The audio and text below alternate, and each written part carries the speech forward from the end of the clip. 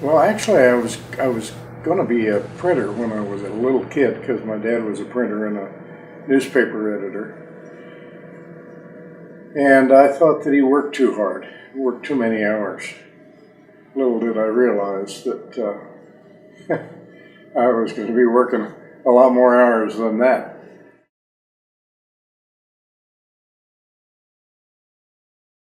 I spent my summers working on a farm for my brother-in-law, Philip, and enjoyed that a lot, and working with animals, so I decided I might go into veterinary medicine. So when I finished high school, I went to Kansas State and took a pre-vet course, but I needed money to go to college, so I joined the Army and spent 2 years there. During that time, I was getting qualified for the GI Bill, which paid for the majority of my education.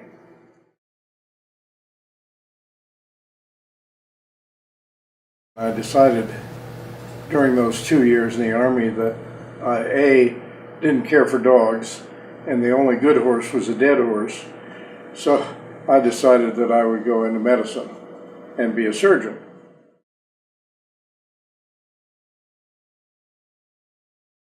I got out, came back to Kansas at KU and did pre-med. And then when I finished that, I went to medical school at Kansas.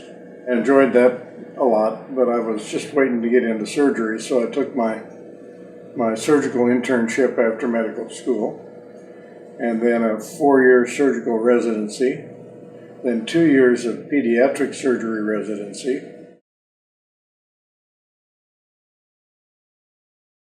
A surgical residency is planned so that you can start out helping, assisting, and watching and seeing how people who have a lot more experience than you do approach problems. But then you very quickly get into doing simpler procedures. You get to stay in the hospital and take care of a lot of patients, and that's where the hours come in. We would work typically 130 to 140 hours a week.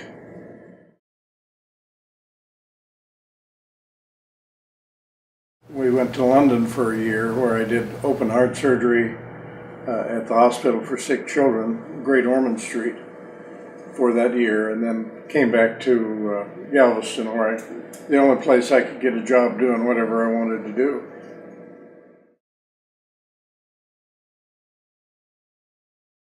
I was working over at the Old Mercy Hospital and working with a bunch of residents who were rotating through pediatric surgery. And the one menial, really, operation that they had was circumcisions.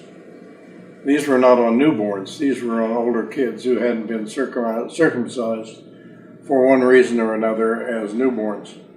So the first operation that I did independently was a freehand circumcision. That means there's no clamps involved. You just hold up the foreskin with a couple of clamps, whack it off with a big blade, pull it back, stop the bleeding, sew it together, and do that. And by the time I was done with that year, or that summer of working at the Old Mercy Hospital, I could do one of those circumcisions in 12 minutes, skin to skin, which was a pretty fast operation.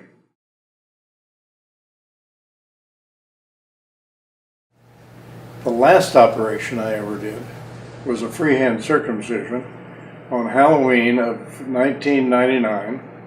And since I was going to retire that day, I talked one of my partners into trading one case that I had for this case that he had on, a freehand circ.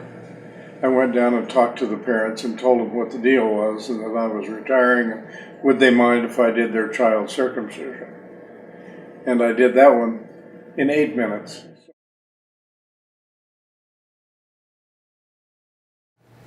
Well, I don't know about what moment was the proudest moment I had. I was pleased with most of the operations I did, whether they were complex heart operations or circumcisions, which are pretty simple.